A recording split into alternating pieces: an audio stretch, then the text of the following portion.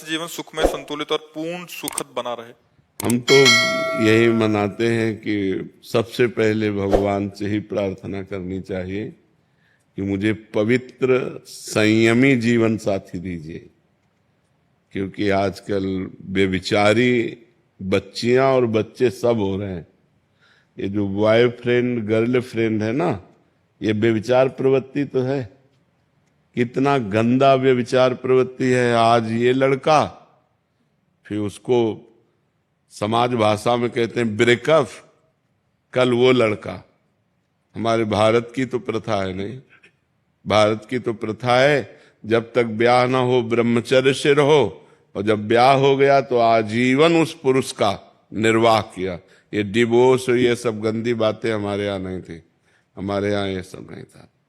ये अब गंदी बातें चली हैं। बहुत अंदर पीड़ा है इस बात की कि हमारे नवयुवक गलत मार्ग में जा रहे हैं। बच्ची है तो गलत मार्ग में, बच्चे हैं तो गलत मार्ग में। बच्चियां बच्चे व्यसन करने लगे, पार्टी में शराब पीने लगे, ड्रग्स लेने लगे, गंदे आचरणों की तरफ बढ़ रहे हैं। छोटे छोटे बच्चे गंदी आदतों से युक्त हो रहे हैं, बड़े बड़ों की तो बात ही क्या है। अब और सुविधा चल गई, लिव इन रिलेशन। ये हमारे सनातन धर्म की बात है, ये हमारे भागवतिक भारत की बात है? नहीं, ये सब विदेशों की बातें हैं, ये सब गंदी बातें हैं। तो बच्चा ये कहना कि हमें पति सुशील और सज्जन और पवित्र मिले, तो ये भगवान ही से प्रार्थना करो। उनको पता है कौन सुशील है कौन सज्जन है, वही व्यवस्था कर सकते हैं। भगवान से प्रार्थना करो कि हे नाथ, और वो तब आपकी कामना पूर्ण होगी जब आप पवित्र हो, आप सुशील हो, आप सज्जन हो। हम अपवित्र हों और पवित्र पति की कामना करें, असंभव। सीता जी गौरी माँ का पूजन करती हैं और उनसे कहते हैं कि हमको हमारे योग्य वर दीजिए। तो जिस दिन राम जी के दर्शन हुए जनक जी की वाटिका में सियाजू को, फिर पूजन करने गई तो खसी माल मूरत मुस्कानी, अंबाजी प्रसन्न होकर बोली, मन जाहि राच्यो मिली सोवर साज सुंदर सावरो। जाओ, तुमने जैसा वर सोचा था, आज जिसको तुमने देखा है ना सावरे सलो, यही तुम्हारे दूल्हा होंगे। अंबाजी ने किया। रोज गौरी पूजन करने जाती थी, रोज भगवान शंकर की आराधना करती थी। तो भगवान शिव की आराधना, भगवान शिव की कृपा से सुंदर वर की प्राप्ति होती है। माँ गौरी की कृपा से तो भगवान के लिए सोमवार व्रत रहो, गौरी की उपासना करो और भगवान से कहो कि मुझे सुंदर सुशील वर दो, तो उस सृष्टि में सब उनके है, तो वो कहीं ना कहीं मिला देंगे। नहीं, आज के वातावरण में जो चल रहा है, ये बहुत मुश्किल है कि पवित्र लड़की मिल जाए या पवित्र लड़का मिल जाए। मुझे तो जैसा अनुमान लग रहा है कि 100 का 100% सब गिरते चले जा रहे हैं। कोई बिरला ऐसा कोई होगा कि थोड़ा कदम अपने रोक पावे। नहीं तो बच्चे कहते हैं कि जिसके गर्लफ्रेंड नहीं, कहते हैं उसको बड़ा निगेटिव भाव से देखते हैं, उपहास करते हैं। बड़ा विचित्र समय आ रहा है। बोले जिसके बॉयफ्रेंड नहीं लड़कियां उसको तो ये सब क्या है। अब हमको तो सुनने को मिलता है, हमारे समय में तो था नहीं। हम गांव में पढ़े हैं तो ये सब था नहीं। ये सब तो 40 वर्ष पहले, 45 वर्ष पहले। अभी हरियाणा में 2 लड़कों को गर्दन से काट दिया है, सिर्फ इसी बेविचारी से। हाँ बिल्कुल। क्योंकि उन्होंने क्या वो छेड़खानी की लड़कियों से। तो उनको समझाया, नहीं समझे। लेकिन उसके बाद उन्होंने अगले दिन उनको काट दिया। 7 वो भी नाबालिग हैं जिन्होंने मारा है उनको। अब बताइए बाबा क्या। नहीं, हमारे बच्चों में बहुत ये व्यसन, बेविचार, हिंसा, ये प्रवृत्तियां बढ़ रही हैं। इसको रोकें कैसे बाबा? बच्चों को मोबाइल देना भी मजबूरी है आज। हाँ, मोबाइल तो दीजिए, लेकिन उनको शिक्षा दीजिए कि गलत चैप्टर मोबाइल का ना देखें। उनको सत्संग सुनाइए, उनको थोड़ा नाम जप कराइए, उनको थोड़ा सत्संग, अध्यात्म से जब तक नहीं जुड़ेगा तब तक नहीं हो। ऐसे कितने बच्चे सामने आते हैं जो अध्यात्म से जुड़े हुए हैं, सर्वांग पुष्ट हैं, जवान हैं, लेकिन गलत नहीं है। वो अपने जीवन को सही मार्ग में ले जा रहे हैं। लेकिन बाबा इन बच्चों को टाइम कहाँ से दें? सुबह 6 बजे से और शाम के 7 बजे तक ट्यूशन, स्कूल, तो आध्यात्मिक का टाइम नहीं। आध्यात्मिक के लिए हम लगता है कि अगर 30 मिनट केवल निकाल दिए जाएं 24 घंटा होते हैं। एक बार हमने 24 घंटा का विभाग किया था, 12 घंटे पढ़ाई समझ लो, इससे ज्यादा कोई पढ़ेगा?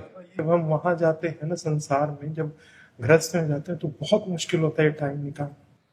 हमें तो नहीं लगता ऐसा, क्योंकि हम भी एक किसान के लड़के हैं, 13 वर्ष तक रहे हैं घर में, तो 13 वर्ष में तो विकास बुद्धि का हो ही जाता है। हमने भी देखा है, घंटों ताश लोग खेलते हैं, 24 घंटे कोई कार्यरत नहीं रहता। आपके अनेक शिष्य हैं, हमसे मिलते रहते हैं महाराज जी, वो मतलब 4-4, 5-5 घंटे भजन कर रहे हैं महाराज। हाँ, वही कह रहा हूँ, बड़े बड़े पदों पे हैं, बड़ी बड़ी नौकरियां कर रहे हैं। हाँ, हम लोग अगर बेईमानी वाला समय ईमानदारी में लगा दे तो काम चल जाए। मैं बच्चों की बात कर रहा हूँ। देखो, बच्चे भी हैं, बच्चों को प्यार और शासन दोनों की जरूरत है। 24 घंटे पढ़ाई में नहीं लगे रहते, उद्दंडता भी करते हैं, गलत संग भी करते हैं, गलत मित्रों का भी संग करते हैं। 24 घंटे कोई नहीं पढ़ सकता। 6 घंटे सोने के बाद अगर हमारे 18 घंटे बचते हैं तो 18 घंटे में 2 घंटे भोजन के रख लीजिए, 1 घंटे मनोरंजन के रख लीजिए, और इतना अगर पढ़े शेष समय, मतलब 15 घंटे कौन पढ़ेगा? दिमाग खराब हो जाएगा, इतना थोड़ी पढ़ेगा। तो क्या होता है, समय को हम सार्थक नहीं कर, समय की कीमत नहीं समझते। उनको बैठ के समझाएं उनको। अब हमारे लोगों का जो बचपन ही केवल हम गृहस्थी में तो व्यतीत किए, तो देखा है, स्कूल से आए, जो झोला रखा सो मक्का का खेत या इनके खेत में रखवाली के लिए बैठा दिए गए, और वही अपना स्कूल का काम करते जा रहे, पक्षी उड़ाते जा रहे और वहां अपना लिखा पढ़ी भी कर रहे, जो पढ़ाई लिखाई की है। अगर हमें लगता है बच्चों को शासन में रखा जाए और प्यार किया जाए, दोनों बातें की जाए, एक मित्रवत प्यार किया जाए और शासन में रखा जाए, तो शायद हमें लगता है। ऐसा नहीं है कि समय नहीं है। तो बाबा, इसका एक कारण ये भी है कि जो परिवार टूट रहे हैं, पहले परिवार इकट्ठे रहते थे, जैसे अभी आप बता रहे थे, हम भी गांव में रहे हैं, तो गांव में कोई भी पहले पीट देता था गलत काम करना। हाँ, ये परिवार टूट रहे हैं, ये भी एक वजह है। हाँ, बिल्कुल।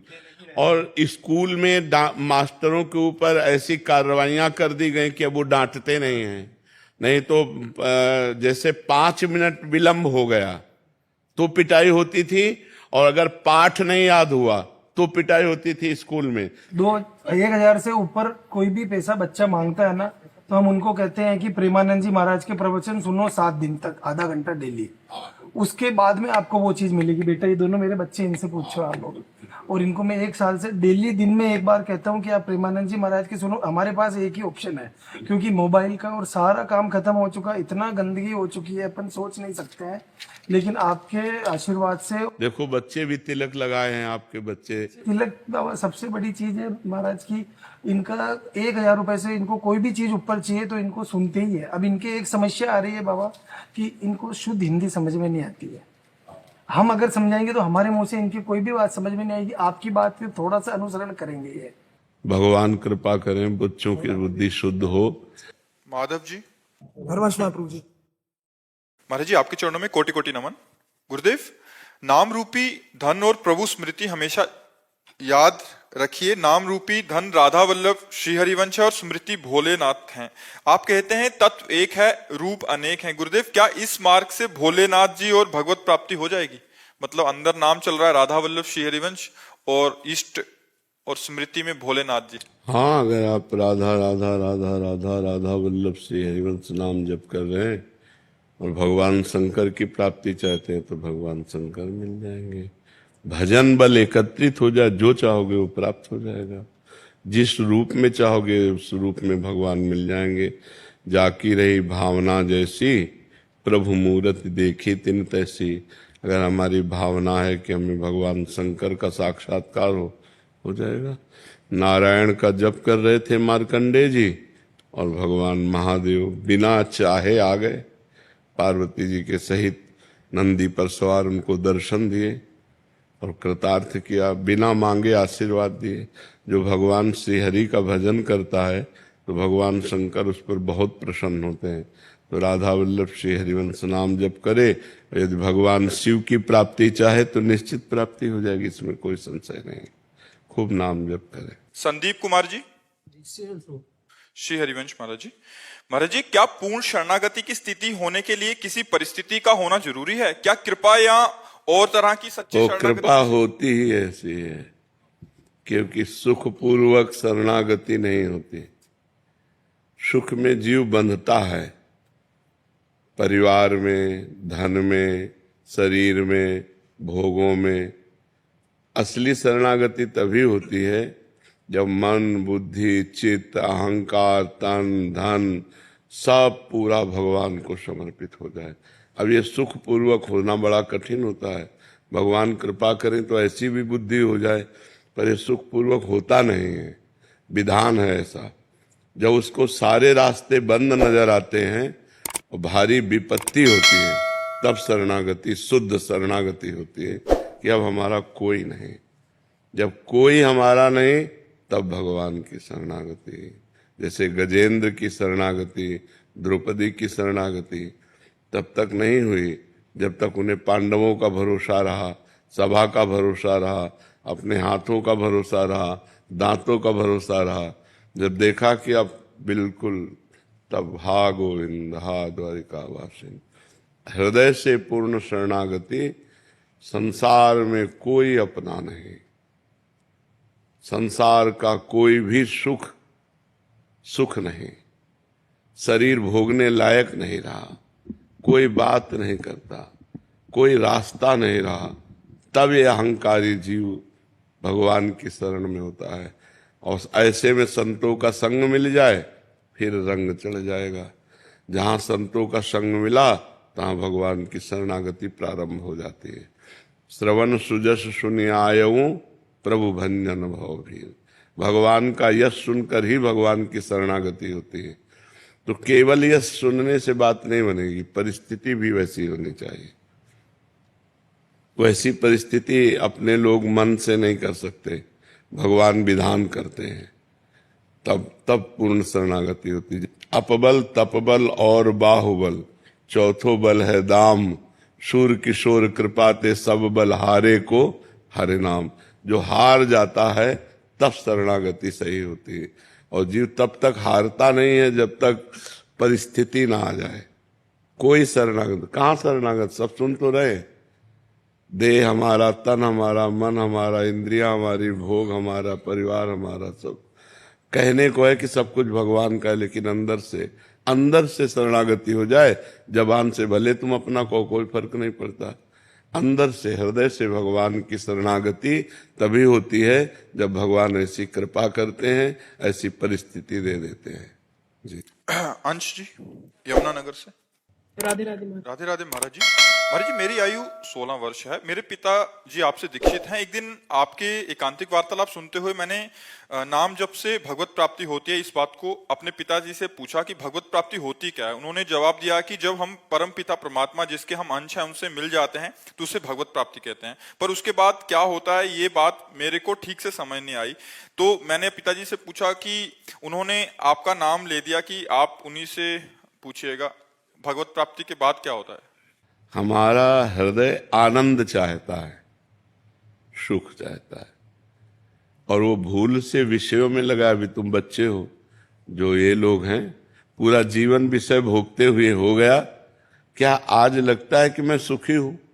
वही तृष्णा, वही भोगने की फिर इच्छा, तो पूरा जीवन हो जाता है मनुष्य को भोगते हुए, कभी तृप्ति नहीं मिलती। हम आनंद चाहते हैं, शाश्वत आनंद चाहते हैं, नित्य आनंद चाहते हैं और परमानंद चाहते हैं, जिसमें दुख का लेश ना हो। वो है भगवान। जो आनंद सिंधु सुख राशि, सीकर तय त्रैलोक सुपासी। आनंद समुद्र भगवान है। जब हम भजन करते हैं और भोगों का त्याग होता है और आनंद समुद्र भगवान से मिलते हैं, तो जैसे तरंग समुद्र में मिल गई। अब तरंग तरंग नहीं, समुद्र हो गए। जानत तुम्हें तुम्हें हो जाए। वो स्वयं भगवत आनंद में डूब करके भगवत स्वरूप हो जाता है।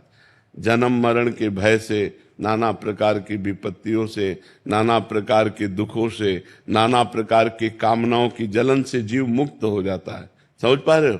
तो खूब नाम जप करो, फिर आगे भगवान खुद अनुभव करा देंगे। ये अनुभव गम्य है, ये वाणी से इसका क्या वर्णन करें।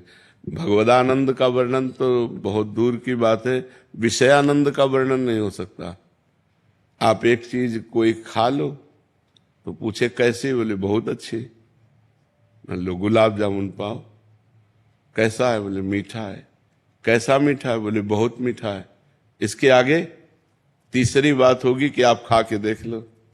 जब विषयानंद का वर्णन नहीं हो सकता तो भगवदानंद तो बहुत अनिर्वचनीय है, उसको कैसे वर्णन किया जाए। वो तो अनुभव गम्य भजें जय संता, अनुभव गम्य है, जितना भजन करोगे उतना अनुभव होता जाएगा जी।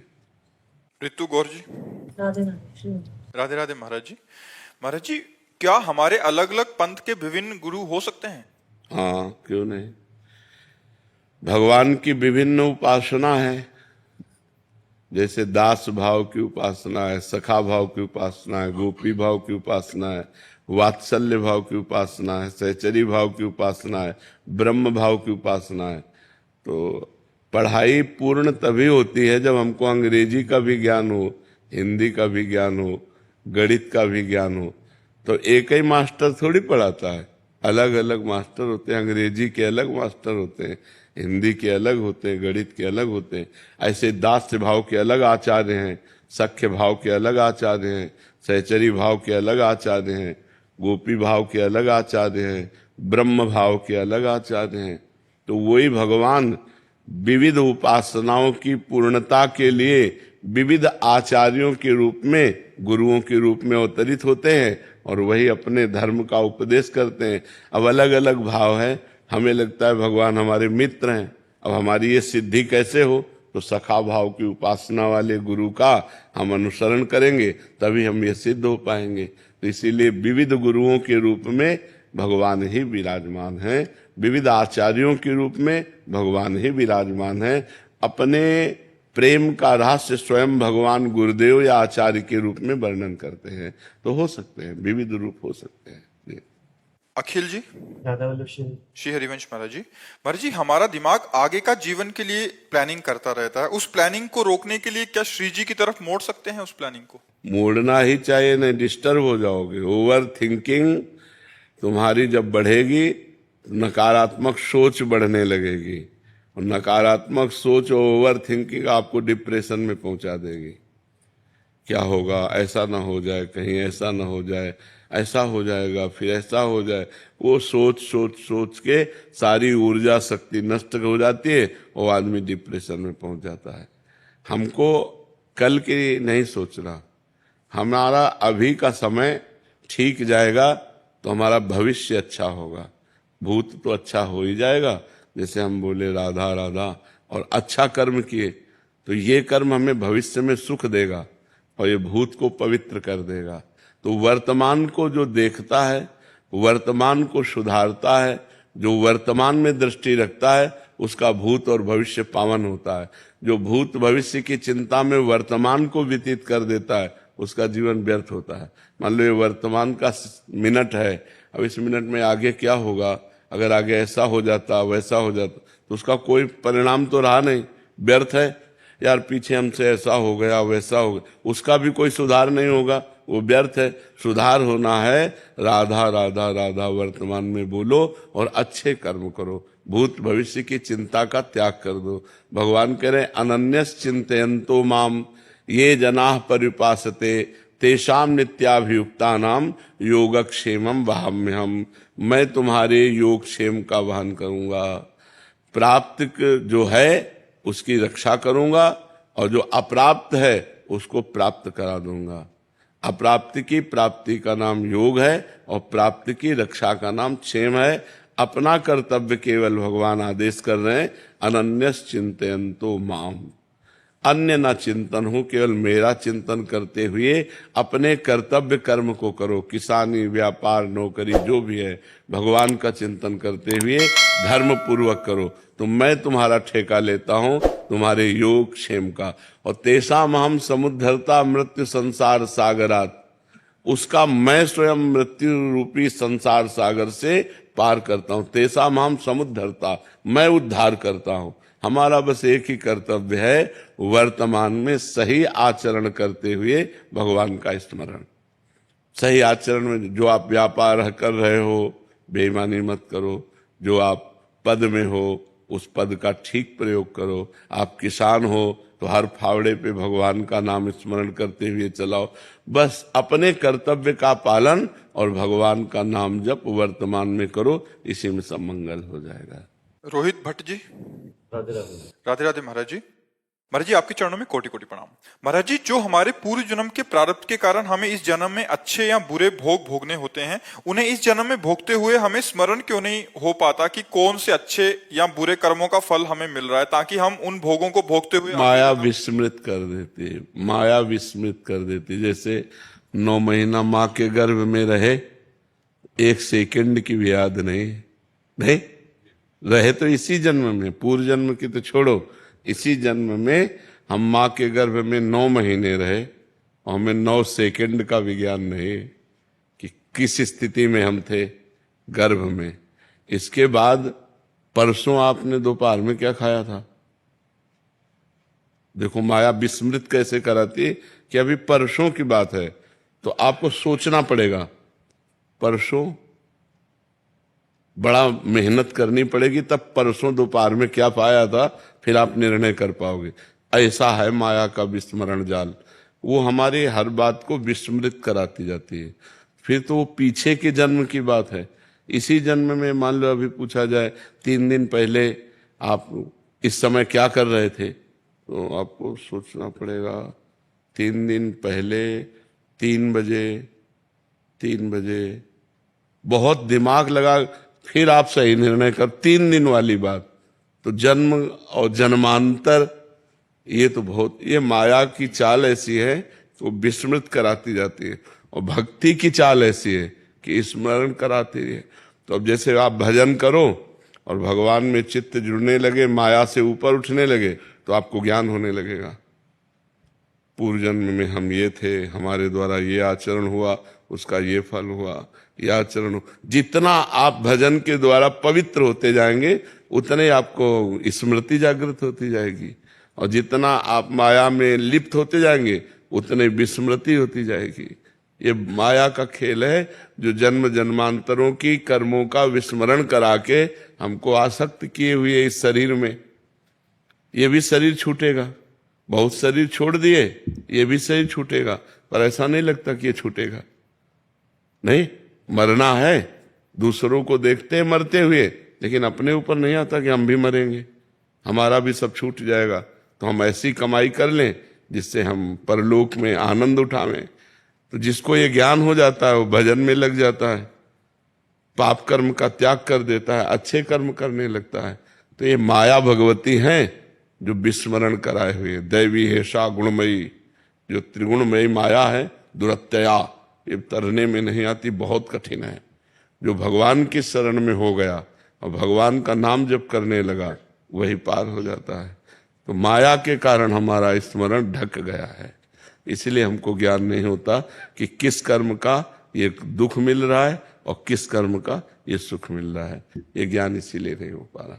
अगर आप खूब भजन करें तो फिर पता चलने लगता है आप कौन हैं, क्या हैं, क्या थे, क्या नहीं। अपना तो चल ही जाता है, दूसरों को पता चल जाता है, पर अगर ये सब जानना शुरू कर दे तो फिर भगवान की प्राप्ति नहीं होती।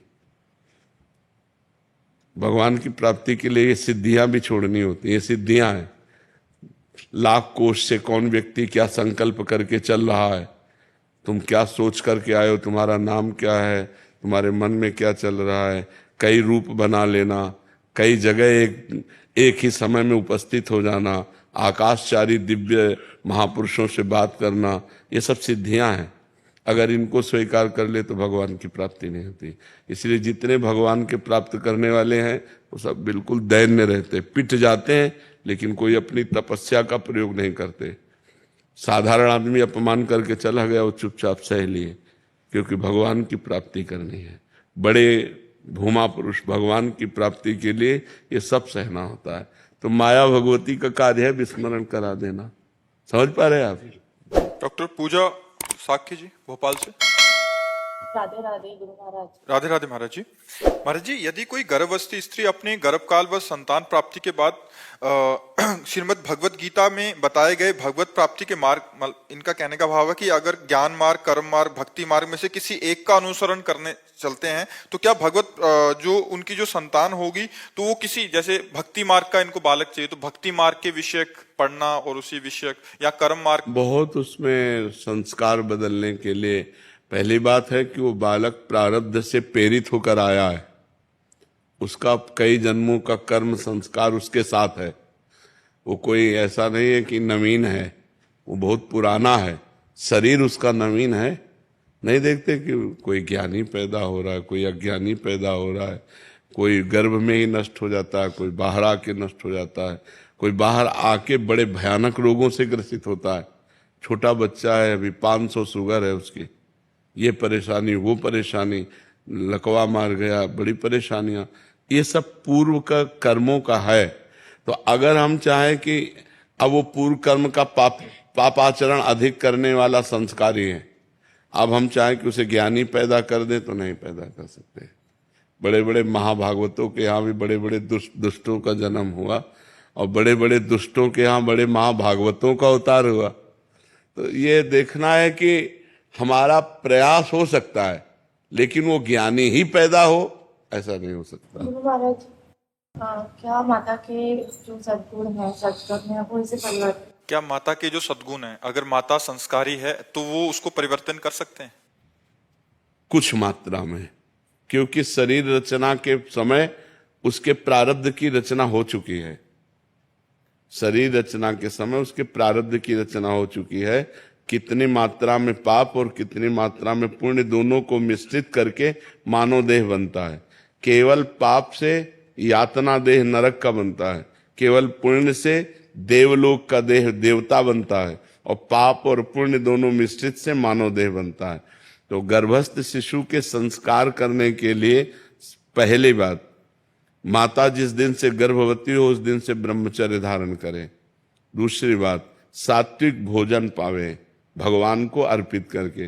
तीसरी बात, भगवान की कथा वार्ता, नाम कीर्तन, सत्संग आदि का वातावरण रखे और स्वयं भजन करें, तो उस गर्भस्थ शिशु के संस्कार बदल सकते हैं। अगर वो बहुत पाप अधिक मिश्रित है तो फिर प्रभाव नहीं पड़ेगा, और अगर पुण्य आत्मा है तो आपका संस्कार बनेगा और वो बालक जन्म से ही गंभीर स्वभाव, भगवान की तरफ आकर्षण, ऐसे सद्गुण उसमें जागृत हो जाते हैं। पर पूर्व जन्म के कर्मों का बहुत बड़ा प्रभाव होता है। जैसे पूर्व जन्म में मानो इस शरीर से भजन हुआ होगा, पूर्व शरीर से, तो बचपन से ही एक भगवान के लिए व्याकुलता थी। मतलब कोई सिखाने पढ़ाने की नहीं, एक अंदर भूख जैसे होती भोजन की, ऐसे भगवान की भूख थी।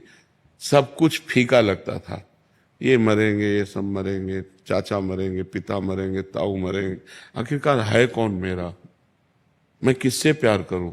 जिससे प्यार करने को माँ सबसे अधिक प्यारी लगती, तो लगता है ये भी मरेगी, या सब जाएंगे। तो फिर तो निर्णय निकला कि भगवान ही एक ऐसे हैं जो अपने सगे हैं और शाश्वत हैं, अविनाशी हैं, तो बस फिर भगवान के लिए। तो उसमें क्या हुआ कि ऐसा नहीं कि पूर्व जन्म का ही केवल संस्कार था, माँ भी भजनानंदी, पिता भी भजनानंदी, और पूर्व का संस्कार भी, तो उसने निकाल दिया एकदम भजन मार्ग में, भगवान के मार्ग में। तो कई इसमें संस्कार होते हैं, इसमें होते हैं वर्तमान का भी संस्कार और पूर्व संस्कार, दोनों संस्कार यदि मिल जाए तो बालक जो है वो तेजस्वी भगवान का भक्त बन सकता है। अन्यथा अगर पूर्व संस्कार बहुत बिगड़ेल है, पाप वाले हैं, तो वर्तमान का संस्कार उस पर कम प्रभाव डालेगा। जैसे कोई पापी पुरुष को आप सत्संग में लाओ तो उसका मन नहीं लगेगा, उसके संस्कार नहीं पड़ेंगे। बार बार आवे तो फिर धीरे धीरे वो पवित्र हो जाएगा। अदिति गुप्ता जी, सर। राधा वल्लभ श्री हरिवंश। श्री हरिवंश महाराज जी। महाराज जी, गुप्त भजन कैसे करते हैं? हो रहा है कैसे महाराज जी? अब गुप्त भी है और कैसे भी है। आपने पूछा गुप्त भजन कैसे हो रहा है, हम चुप हो गए। ऐसे होता है। गुप्त कैसे आया महाराज? जब गुप्त है तो उसे हम प्रकट कैसे करें, बताइए आप। आपने पूछा गुप्त भजन कैसे होता है, चल रहा है आंतरिक चिंतन। आंतरिक चिंतन। पहले वाचिक नाम जप किया जाता है, फिर उपांशु जप किया जाता है, फिर मानसिक होने लगता है। जैसे ऐसे हम राधा राधा राधा राधा राधा राधा राधा उपांशु में आ गए, अब मानसिक हो रहा है, चल रहा है। हम आपसे बात भी करते तब भी हमारा गुरु कृपा से भजन होता रहता है। हम आपको देखते हैं, हमारे नेत्रों में जो हम भजन करते हैं ना, वही बार बार लिखना चलता रहता है, बार बार ऐसे हमारे दिमाग में जो चल रहा है हमारी शीशी के सामने, वो बस वही चल रहा है, राधा राधा। सब कोई समझ रहा है, हमारी तरफ देख रहे हैं, हमारे नेत्र कुछ नहीं देख रहे हैं, बस राधा राधा, बस चलते जा रहे हैं, अपनी मस्ती में चले जा रहे हैं। और अगर कहीं रूप देखने लगे तो घंटों डिलीट करने में लगे, लाखों लोगों के रूप हैं, किसी की कोई हरकत नहीं, किसी का कोई रूप नहीं।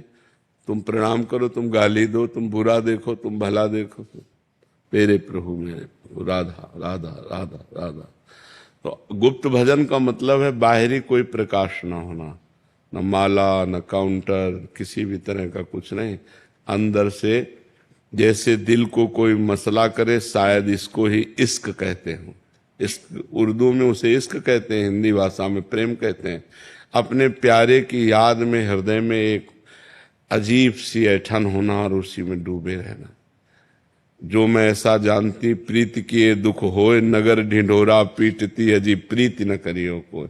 अपने प्यारे के मिलन के लिए एक अजीब तड़पन और उसी में उनकी याद, बस इसे कौन जान पाएगा। बाहर से हंस रहा है, बाहर से व्यवहार कर रहा है, बाहर से बात कर रहा है, लेकिन अंदर से अपने प्रीतम के लिए रो रहा है, अपने प्रीतम के लिए मिलने के लिए व्याकुल है।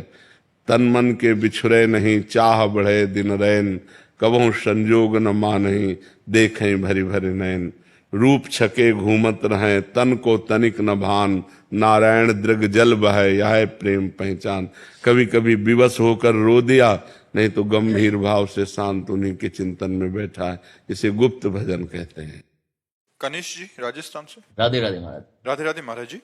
महाराज जी, प्रभु श्री राम जी ने अंगद जी पर ऐसा क्या जादू किया कि अपने पिता के वध करने वाले से कह रहे हैं कि आप मुझे विदा मत करिए, मैं आपके घर में छोड़ने। क्योंकि अंगद ज्ञानी महापुरुष है। अज्ञानी पुरुष ये देखता है कि ये मेरा पिता है, ये माता है। वो ज्ञानी पुरुष देखता है कि ये धार्मिक है या अधार्मिक है। जब प्रहलाद जी को श्रृंगार करके कयाधु जी ने भेजा हिरण्यकश्यप के पास, तो साष्टांग दंडवत की और पिताश्री कह के संबोधन किया। लेकिन गोद में बैठालने के बाद पूछा, बेटा तुम्हें सबसे अच्छा क्या लगता है? तो उनका भगवान श्री हरि की नवधा भक्ति, श्रवणम कीर्तनम स्मरणम विष्णुपाद सेवनम अर्चनम वंदनम दास्यम सख्यात्मनिवेद, उठा के पटक दिया। मेरे दुश्मन का नाम लेता है तू शत्रु पक्ष का हो गया। तेरी ऐसी बुद्धि किसने बदल दी? तो कहा दैत्यराज, भाषा बदल गई, पिताश्री नहीं कहा दैत्यराज। और भगवान दुलार कर रहे हैं और उनके चरणों में मस्तक रखे हुए हैं और हिरण्यकश्यप को गोदी में लेके फाड़े हुए बैठे हैं। तो वहां पिता नहीं है, वहां भगवान का विरोधी है। ऐसे ही अंगद जी ज्ञानी महापुरुष हैं। उन्होंने देखा पिता के आचरणों को और पिता की सदगति को देखा कि ऐसे आचरण वाला भला ऐसी सदगति को कैसे प्राप्त हो सकता है। ये तो राम जी की कृपा है, भगवान श्री राम की अहेतुकी कृपा है कि अंतिम समय अपने बाण के द्वारा उनका जीवन लीलांत हो रही और वो भगवान के दर्शन करते हुए, जो बाली जी हैं वो भगवान के दर्शन करते हुए शरीर छोड़ रहे हैं। ये भगवान की कृपा को अंगद जी ने देखा। अंगद जी को ज्ञान है, कोई मोही पुरुष थोड़ी है कि आपका प्रश्न था, तो आप समझ पा रहे हैं ना। हाँ, उनको ज्ञान था कि भगवान श्री राम की कृपा से जो अपने अनुज बधू के साथ गलत करना महापाप है और कई तरह के पाप करने वाला व्यक्ति है, वो भगवान के दर्शन करते हुए शरीर छोड़ रहा है। भगवान सामने खड़े, अंत में भगवान ने कहा मैं तुम्हारे प्राणों को, उनका प्रभु ये तो बहुत दुर्लभ अवसर है कि स्वयं आप हमारे सामने खड़े हैं और हमारे प्राण निकल रहे हैं। नाथ अब नहीं, अब धोखे में नहीं पड़ सकता। तो अंगद जी खड़े सब सुन रहे हैं ना। तो अंगद जी को पता है श्री राम कृपा से हमारे पिता का उद्धार हुआ, इसलिए श्री राम जी के प्रति विशेष भाव है और विशेष भक्ति है और विशेष बल है श्री राम जी का। नहीं, रावण की सभा में ऐसे ऐसे वीर बैठे थे जो देवराज इंद्र समस्त शक्तियों का स्वामी है, उसको पिंजड़े में बंद करके जैसे पक्षी ऐसे बंदी बनाकर रावण के सामने डाल दिया करके मेघनाथ ने, इसलिए उसका नाम इंद्रजीत हुआ। और जहां ऐसे ऐसे देवांतक नरांतक बड़े बड़े महाबली बैठे हुए हैं, उनके बीच में ताल ठोक करके पैर जमा दिया अंगद ने। कैसे? राम प्रताप सुमिरपन रोपा, भगवान की महिमा का स्मरण करके अगर तुम्हारी सभा में कोई वीर हो तो मेरा पैर उठा दे, राम जी वापस चले जाएंगे, सिया जी को हार जाएंगे। कोई वीर ऐसा नहीं था। सभा में 10-10 हजार वीर एक साथ लगे। भगवान का ज्ञान जिसे हो जाता है तो फिर धर्म अधर्म का ज्ञान, माता पिता परिवार के मोह का ज्ञान, ये सब, तो वो ज्ञानी महापुरुष हो, अज्ञानी थोड़ी है। समझ पा रहे आप?